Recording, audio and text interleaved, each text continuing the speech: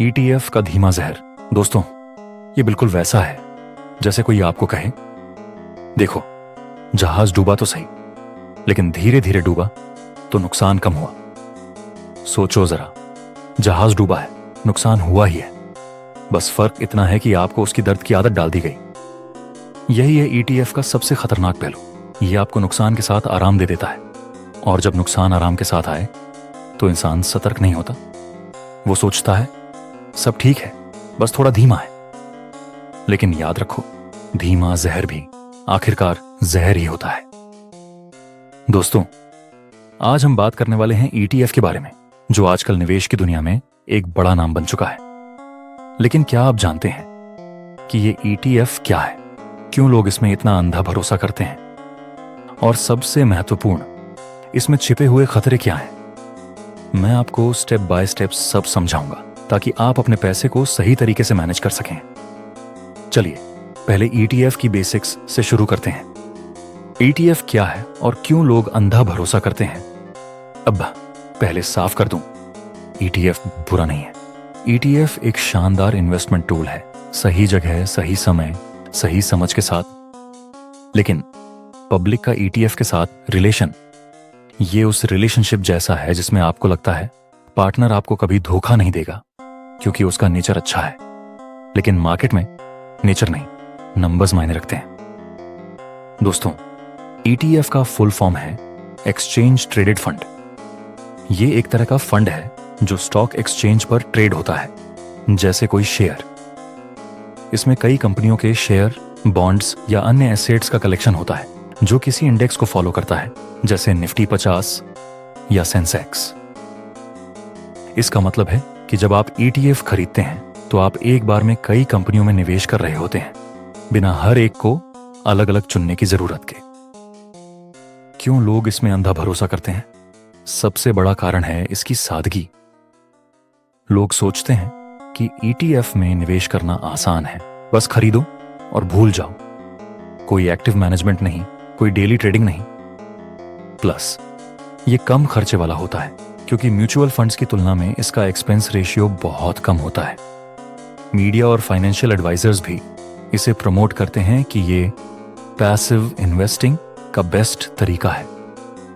लेकिन दोस्तों, ये भरोसा अंधा तब बन जाता है जब लोग मार्केट की रियलिटी को इग्नोर करते हैं। मार्केट कभी भी प्रेडिक्टेबल नहीं होता। 2008 की ग्लोबल फाइनेंशियल क्राइसिस याद है? उस समय कई ईटीएफ ने भारी नुकसान दिया, लेकिन लोग सोचते रहे कि ये तो सेफ है। इसी तरह 2020 की कोविड महामारी में भी ईटीएफ ने गिरावट दिखाई, लेकिन धीरे धीरे, जिससे लोगों को लगा कि सब कंट्रोल में है। लेकिन हकीकत यह है कि ईटीएफ मार्केट के साथ चलता है। अगर मार्केट गिरता है तो ईटीएफ भी गिरेगा, बस शायद थोड़ा कम स्पीड से। अब आते हैं पब्लिक की सबसे बड़ी गलतफहमियों पर। मैं आपको 4 नहीं, बल्कि इनके साथ और भी डिटेल्स दूंगा ताकि आप अच्छे से समझ सकें। पब्लिक की 4 सबसे बड़ी गलतफहमियां। एक, ईटीएफ हमेशा सुरक्षित होते हैं। ये सोच गलत है। हाँ, ये डाइवर्सिफाइड होते हैं, लेकिन डाइवर्सिफाइड गार्बेज भी आखिरकार गार्बेज ही होता है। दोस्तों, डाइवर्सिफिकेशन का मतलब है जोखिम को फैलाना। लेकिन अगर आपके ईटीएफ में ज्यादातर खराब परफॉर्मिंग एसेट्स हैं तो डाइवर्सिफिकेशन भी कुछ नहीं बचा सकता। उदाहरण के लिए, अगर कोई ईटीएफ बैंकिंग सेक्टर पर बेस्ड है और बैंकिंग सेक्टर में क्राइसिस आ जाए, जैसे 2019 से 2020 में एनएबीएफसी क्राइसिस, तो आपका ईटीएफ भी डूबेगा। लोग सोचते हैं कि क्योंकि ये इंडेक्स फॉलो करता है तो सेफ है, लेकिन इंडेक्स भी गिर सकता है। याद कीजिए, 2008 में S&P 500 इंडेक्स 50% से ज्यादा गिर गया था। ईटीएफ ने वो गिरावट को थोड़ा स्लो किया, लेकिन नुकसान तो हुआ ही। और सबसे बुरी बात, लोग इसमें लंबे समय के लिए निवेश करते हैं, सोचकर कि समय के साथ रिकवर हो जाएगा।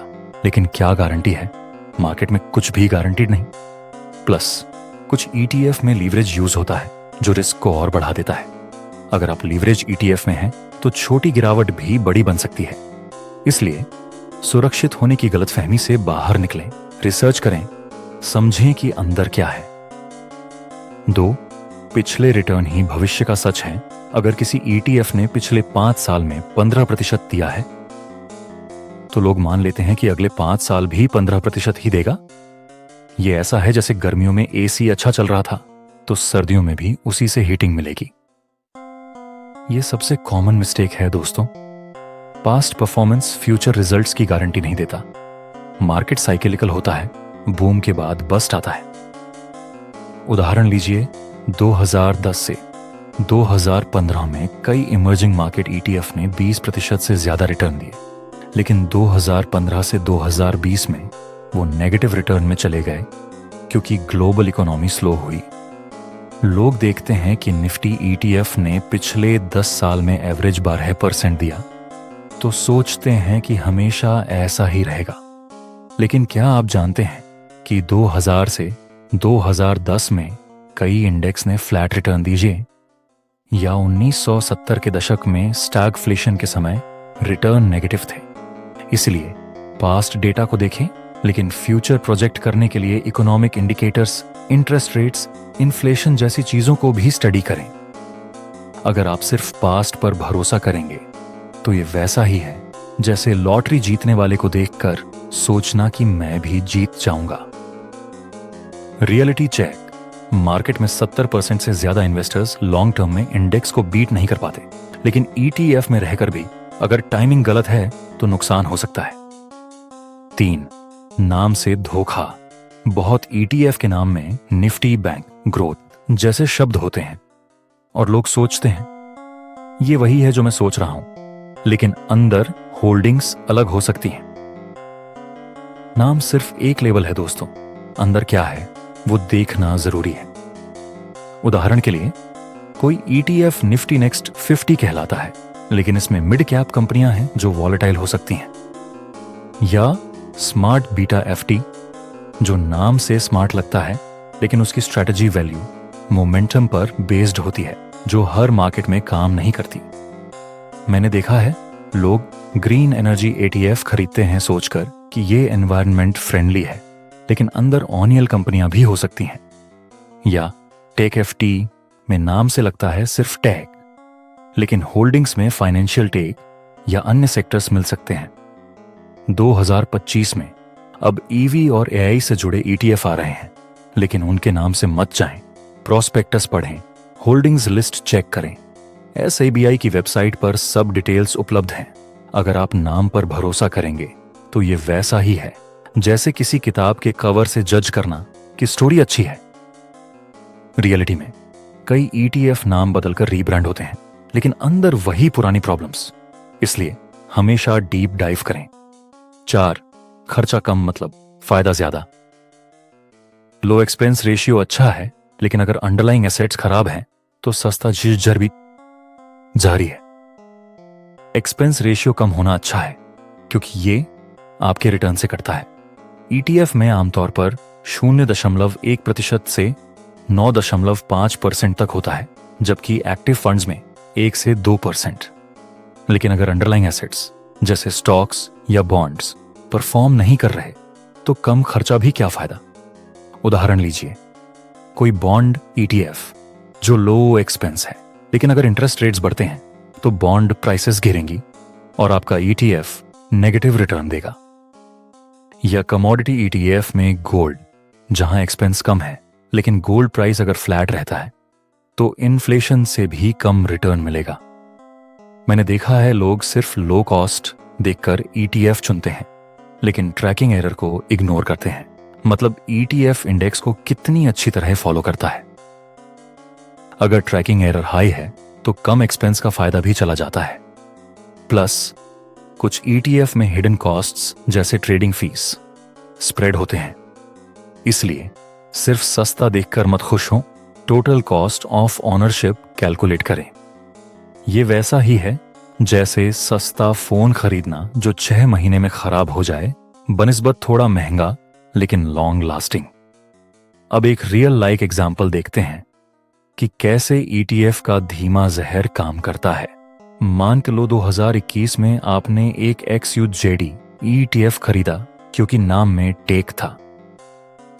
उस समय टेक बूम चल रहा था, ईटीएफ ने पिछले 3 साल में 18% CAGR दिया था, लेकिन 2022 में टेक सेक्टर क्रैश हुआ।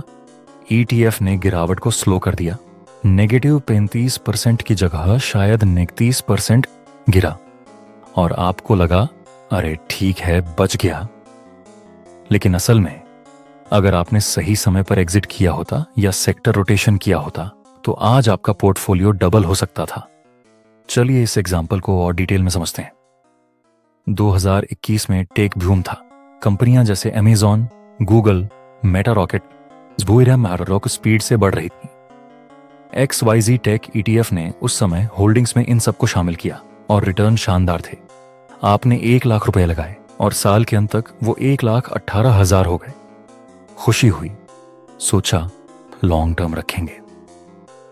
लेकिन 2022 में इन्फ्लेशन बढ़ा, फेड ने रेट्स हाइक किए, टेक स्टॉक्स क्रैश हुए। इंडिविजुअल स्टॉक्स जैसे मेटा 60% गिरे, लेकिन ETF डाइवर्सिफाइड होने से 22% पर रुका। आपको लगा अच्छा है, कम गिरा। लेकिन अगले साल 2023 में रिकवरी आई, लेकिन धीरे धीरे आपका ETF 15% ऊपर गया। लेकिन अगर आपने क्रैश में एग्जिट करके कैश रखा होता या हेल्थ केयर सेक्टर में शिफ्ट किया होता तो रिटर्न 50% प्लस हो सकता था। 2024 तक AI बूम आया, लेकिन XYZ ETF में पुरानी होल्डिंग्स थीं जो अब आउटडेटेड हो गईं। रिजल्ट, आपका 1 लाख अब 1.2 लाख है, लेकिन अगर एक्टिव इन्वेस्टिंग की होती तो 2 लाख। ये धीमा जहर है, नुकसान होता है, लेकिन इतना धीरे कि आप नोटिस नहीं करते। और 2025 में अब मार्केट फिर वॉलेटाइल है। क्या आपका ETF तैयार है? बिहेवियरल ट्रैप, धीमे जहर का साइकोलॉजी। जब गिरावट धीरे धीरे आती है, दिमाग उसे खतरा नहीं मानता। ये वही है जैसे फ्रॉग को गर्म पानी में डालो तो वो कूद जाता है, लेकिन ठंडे पानी में डालकर धीरे धीरे गर्म करो तो वो बैठा रहता है जब तक उबाल ना आ जाए। ये साइकोलॉजी बहुत इंटरेस्टिंग है दोस्तों। हमारा ब्रेन इवोल्यूशनरी तरीके से बना है, सडन डेंजर पर रिएक्ट करता है, लेकिन स्लो चेंजेस को अडॉप्ट कर लेता है। ETF में यही होता है। अगर कोई स्टॉक एक दिन में 50% गिर जाए तो आप पैनिक सेल कर देंगे, लेकिन ETF में गिरावट 1 से 2% डेली होती है, महीनों तक। तो आप सोचते हैं मार्केट करेक्ट हो रहा है, रिकवर होगा। ये लॉस एवर्शन बायस है। हम लॉस को अवॉइड करने के लिए इग्नोर करते हैं। स्टडीज दिखाती हैं कि पैसिव इन्वेस्टर्स एक्टिव की तुलना में ज्यादा समय तक लॉस होल्ड करते हैं, क्योंकि उन्हें लगता है लॉन्ग टर्म में ठीक हो जाएगा। लेकिन क्या आप जानते हैं कि जापान का निकाय इंडेक्स 1989 में पीक पर था और 2025 तक भी फुल रिकवर नहीं हुआ, 30 साल से ज्यादा। अगर आप ETF में थे तो धीरे धीरे आपका पैसा इरोड हो जाता। प्लस एंकरिंग बायस, आप पुराने हाई प्राइस से कंपेयर करते रहते हैं। सॉल्यूशन, रेगुलर रिव्यू करें, इमोशंस को कंट्रोल करें। किताब thinking fast and slow Daniel Kahneman पढ़ें, वो इन ट्रैप्स को अच्छे से एक्सप्लेन करती है। याद रखें, मार्केट में साइकोलॉजी 80% रोल प्ले करती है, टेक्निकल्स सिर्फ 20%। अब आते हैं सॉल्यूशन पर। कैसे चुने सही ETF? मैं चेकलिस्ट को और एक्सपेंड करूंगा, हर पॉइंट पर डिटेल्स देकर। सही ETF चुनने की चेकलिस्ट, अंडरलाइंग इंडेक्स और होल्डिंग्स। देखो, सिर्फ नाम मत पढ़ो दोस्तों, इंडेक्स क्या ट्रैक कर रहा है। अगर निफ्टी 50 तो टॉप 50 कंपनियां जो स्टेबल हैं।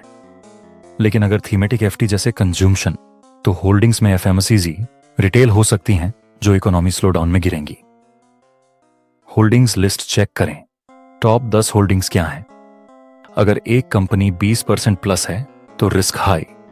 उदाहरण, एप्पल हेवी ETF में अगर एप्पल गिरे तो पूरा ETF प्रभावित। CB या ETF प्रोवाइडर की साइट पर जाकर डाउनलोड करें। सेक्टर एक्सपोजर समझो, एक ही सेक्टर में ओवर कॉन्सेंट्रेशन मत रखो। सेक्टर डाइवर्सिफिकेशन जरूरी है। अगर आपका ETF 50% टेक में है तो टेक क्रैश में डूबेगा। बैलेंस्ड रखें, tech, health, finance, energy mix. Global ETF में कंट्री एक्सपोजर भी देखें। ज्यादा US डिपेंडेंट तो US रिसेशन प्रभावित करेगा। 2025 में इंडिया में इंफ्रा सेक्टर ग्रो कर रहा है तो उसमें बैलेंस करें। लिक्विडिटी चेक करो, बहुत लो वॉल्यूम ईटीएफ में फंस सकते हो। लिक्विडिटी मतलब डेली ट्रेडिंग वॉल्यूम, अगर कम है तो खरीद बिक्री में स्प्रेड हाई होगा, मतलब ज्यादा कॉस्ट। एनएससी पर चेक करें, average daily volume 1 lakh share से ऊपर होना चाहिए। इलिक्विड ईटीएफ में एग्जिट मुश्किल, खासकर क्रैश में। रीबैलेंसिंग स्ट्रेटेजी बनाओ, सिर्फ होल्ड एंड फॉरगेट मत करो। ईटीएफ पैसिव है लेकिन आपका अप्रोच एक्टिव होना चाहिए। हर 6 महीने रिबैलेंस करें, अगर एक सेक्टर ओवरवेट हो गया तो सेल करके दूसरे में शिफ्ट। टैक्स इंप्लीकेशंस भी देखें, short term capital gain tax high है। ग्लोबल वर्स डोमेस्टिक एलोकेशन पर विचार करो, केवल इंडियन ईटीएफ मत रखें, ग्लोबल डाइवर्सिफाई करें। यूएस ईटीएफ जैसे एसएनपी 500 या यूरोपियन। लेकिन करेंसी रिस्क देशे देखें, रुपए कमजोर होने पर फायदा लेकिन स्ट्रांग होने पर नुकसान। 2025 में इंडिया ग्रोथ स्टोरी स्ट्रांग है लेकिन ग्लोबल इवेंट्स जैसे यूएस इलेक्शन प्रभाव डाल सकते हैं। प्लस एसजी ईटीएफ चेक करें अगर आप वैल्यूज बेस्ड इन्वेस्टिंग चाहते हैं। और लास्ट, एक्सपेंस रेशियो के अलावा tracking error, dividend yield, PE ratio सब देखें। अब एक पर्सनल स्टोरी जो मैंने और एक्सटेंड करूंगा। मेरे एक दोस्त ने 2018 में ईटीएफ में पैसा लगाया, धीरे धीरे ग्रोथ आई। उसने कभी बेचा नहीं क्योंकि उसे लगा ईटीएफ कभी बर्बाद नहीं हो सकता। 2020 में कोविड क्रैश आया, 30% गिरा, लेकिन ईटीएफ होने की वजह से उसने कुछ किया ही नहीं। आज 2025 है, उसका पोर्टफोलियो अब भी 2019 वाले लेवल पर है। समय गया, पैसा फंसा और सपने ठंडे पड़ गए। इसलिए याद रखो, निवेश का पहला हथियार है समझ, दूसरा है धैर्य और तीसरा है सही समय पर फैसला। इनके बिना ईटीएफ हो या कोई भी इन्वेस्टमेंट, अंजाम वही है, पांव में कांटे और हाथ खाली। चलिए इस स्टोरी को डिटेल में सुनाते हैं। मेरा दोस्त, नाम रखते हैं राज। 2018 में उसने 5 लाख रुपए निफ्टी एफडी में लगाए। उस समय मार्केट हाई था, रिटर्न 12% एवरेज। 2019 में थोड़ी ग्रोथ, पोर्टफोलियो 5.5 लाख। लेकिन 2020 कोविड, मार्केट 40% गिरा, उसका ईटीएफ 9 से 30% पर रुका। राज ने सोचा रिकवर होगा क्योंकि ईटीएफ डाइवर्सिफाइड है। 2021 में बुल रन, पोर्टफोलियो 6 लाख पहुंचा, लेकिन 2022 में इन्फ्लेशन, रेट हाइक, फिर नेगेटिव 15%।